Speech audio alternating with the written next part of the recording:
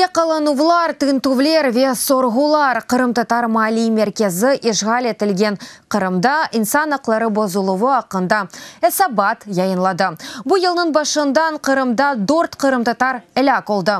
Олардан екісі Қмезжет ве Жанко жезаханелерінде өлігі тапылды.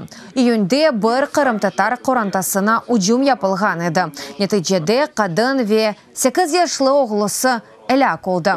Кырымда инсан ақлары бозулуы арасында тынч топлашуларының кечірілуінде сынырла ве адалетлі махкеме ақларының бозулуы.